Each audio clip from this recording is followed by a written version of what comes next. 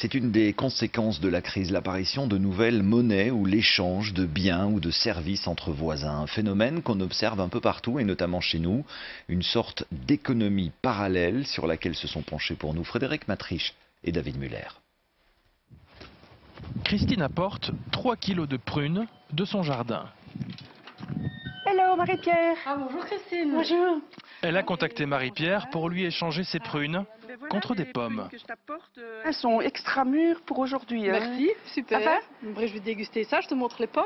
Chaque fois qu'une personne rend un service, elle reçoit des étoiles. C'est une monnaie virtuelle qui lui permet d'acheter d'autres services à d'autres membres du groupe. Il n'y a pas d'argent, il y a juste plus à mettre à disposition, un produit, un service, du temps ou une compétence. Et dans une expiration, je vais laisser descendre l'abdomen, dérouler. Marie-Pierre donne des cours de yoga. Voilà le service qu'elle propose pour obtenir d'autres étoiles. Et je reviens avec la tête, voilà, un dos tout relâché. Au départ, ces deux femmes ne se connaissaient pas. L'échange favorise la rencontre. J'avais besoin d'un coup de main pour bêcher le potager pour le printemps et tout un groupe est venu à la maison. Et c'était super sympa. J'ai fait connaissance de ces messieurs et de ces dames sans avoir l'obligation de sortir des finances. J'ai mis le couvercle avec l'isolation, donc elles sont parties pour l'hiver. Grâce à ce système, Christine a aussi reçu cette ruche sans débourser 1 euro. C'est une monnaie qui est fictive, virtuelle, mais c'est une monnaie complémentaire, mais qui est quand même réelle dans la mesure où on peut commercer, échanger les uns avec les autres. L'étoile, une monnaie parallèle utilisée à l'échelon local. Un peu comme le valeureux à Liège.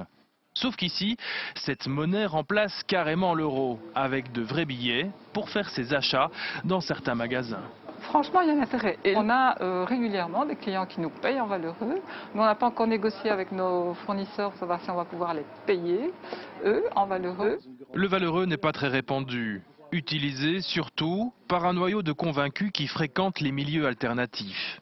Quand on dépense des euros, c'est un peu comme dans un seau percé, les sous s'en vont, et puis ils sont utilisés par toutes sortes de spéculateurs pour des projets sur lesquels le citoyen n'a plus aucun pouvoir, plus rien à faire. En se réappropriant le valeureux, on fait fonctionner l'économie et on produit de la richesse par l'échange dans sa région. Des monnaies locales, il en existe une dizaine en Belgique, environ 5000 à travers le monde. Pourrait-elle un jour détrôner le dollar ou l'euro? C'est quasi impossible. L'idée, c'est vraiment de dire, au travers de cette monnaie, on veut absolument relocaliser les actes économiques, on veut absolument renforcer notre économie locale et renforcer sa capacité à résister aux crises de manière générale. Ces monnaies locales sont complémentaires. Elles apparaissent à chaque fois lors d'une crise. C'est dans ces moments-là que les citoyens prennent les choses en main et décident de se recentrer sur l'économie locale.